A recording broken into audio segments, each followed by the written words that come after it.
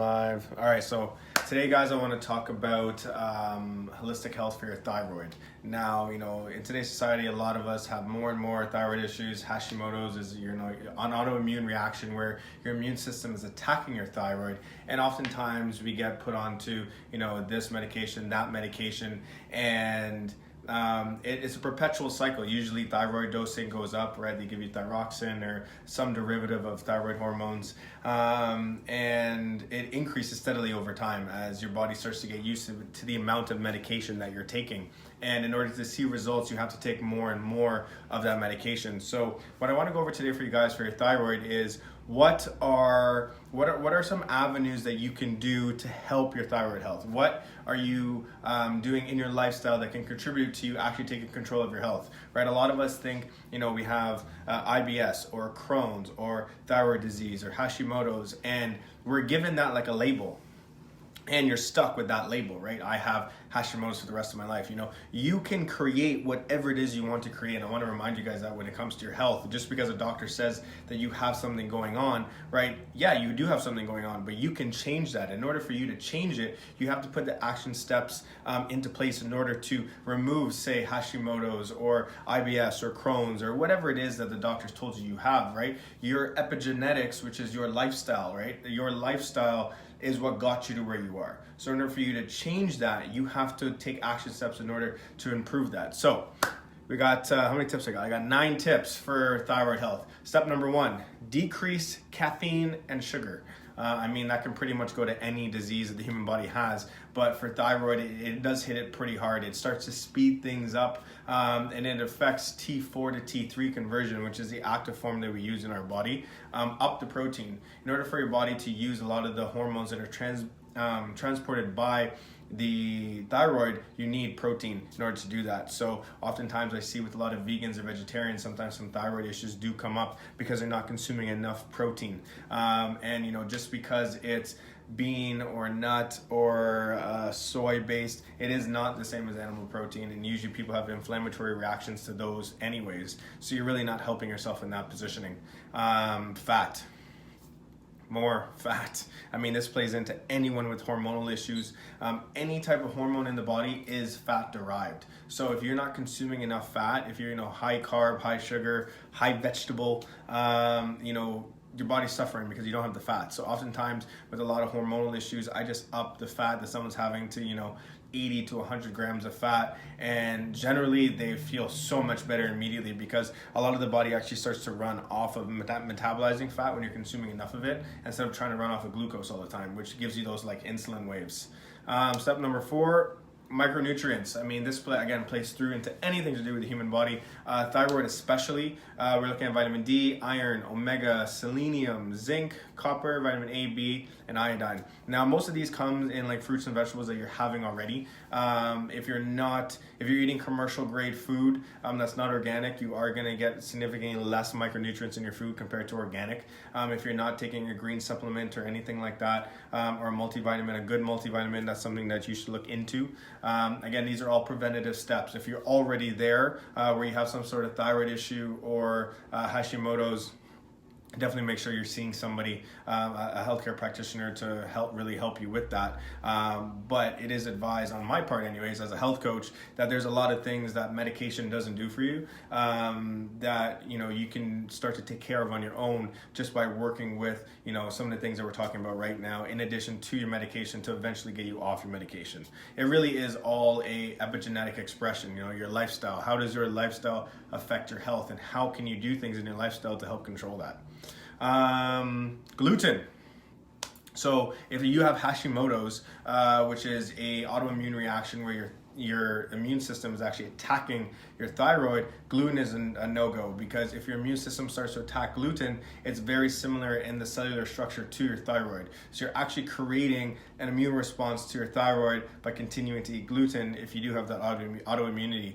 And because many people do have autoimmune issues towards gluten, they are putting a lot of stress on their thyroid just off of that basis alone. So removing some of those would be really important.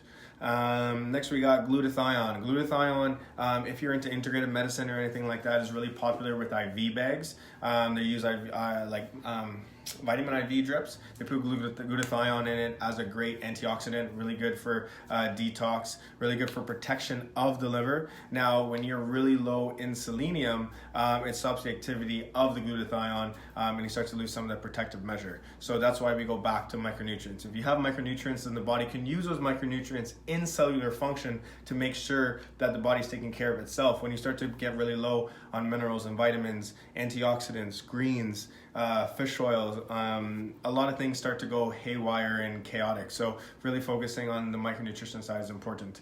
Next I got for you guys food sensitivity. Kind of ties in with the micronutrient, with the glutathione concept. If you're intolerant to anything, right, any food that you're intolerant to is going to play into any type of disease that you have going on, whether it's diabetes or Hashimoto's, like a thyroid issue, or IBS or Crohn's. Any health issue you have going on, if you're eating something you're sensitive to, such as food sensitivity, you're going to cause inflammation. The more inflammation you have in your body, the more risk you are to have some sort of disease. Now, it's only your epigenetics or your lifestyle that dictates what disease you get, right? You mix high sugar with inflammatory foods, you're more likely to get diabetes. You mix, poor food, or foods you're intolerant to, with overworking, not sleeping, not taking vitamins and minerals, yeah, for sure you can have something going on with your thyroid, right? It really depends on your epigenetics as to what disease that you get. And so you start to learn that everything is really in your control. It's just what are you willing to do to have your health versus have some sort of disease, right? That's your decision. 20% of your thyroid is dependent on healthy gut bacteria. So more and more research, and I'm studying a course by Institute of Integrative Nutrition now, and we talk so much about gut health and its effects and how it plays through into everything else, right? They're talking about the microbiome as the lost organ because of its function in the human body and what it actually does. And so taking care of gut health for me is always a number one, regardless of what your health concern is, physical goal, performance goal. If you're not taking care of your gut, there's no way that you can have or reach optimal performance, because everything is broken down, digested in the gut. Everything from hormones produced in the gut to, they talk about now your mental state, your mental emotional state, your emotions come from your gut, right? If you have, a lot of you probably had crappy food last night for the Super Bowl, you wake up this morning, you have some brain fog, you're pretty slow, maybe an extra coffee.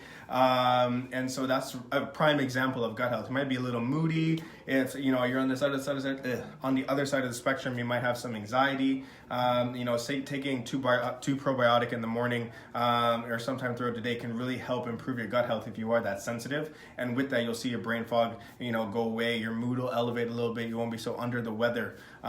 Simple things like that, when you start to learn your body, are really, really key. The last one I really want to talk to is, adrenals and stress. Your thyroid is your body's metabolic driver. For me, anyways, the way I explain it is, if you're it's your metabolic driver. So if you're, not sleeping, not taking in your micronutrients, if you're not eating enough food, if you're not taking care of yourself in general, the body's going to say, hey, well, we got to slow this person down, slow him down or her down, because we're not getting what we need to rest and recover. And so that's the easiest way to understand the thyroid, right? If you're not giving it the proper food or nutrients, micronutrients, which we talked about, if you're eating inflammatory food, if you're not sleeping, all of these things are going to play through to that, right? On a more holistic standpoint, we talk about, the throat chakra, right? Your fifth chakra. What's going on with communication? So you see a lot of girls, or a lot of women, who have issues with communication or communicating their thoughts. That with the result of that, it could be something going on with their thyroid. It could be a lot of neck tension, neck tightness into the anterior neck. And so when I'm doing some manual therapy, oftentimes that comes up as well. So don't think that what's going on emotionally doesn't play through physically, right? That idea of communication and, self-worth, it plays through the gut as well. So now all of a sudden you got stuff going on on in your gut as well as your throat.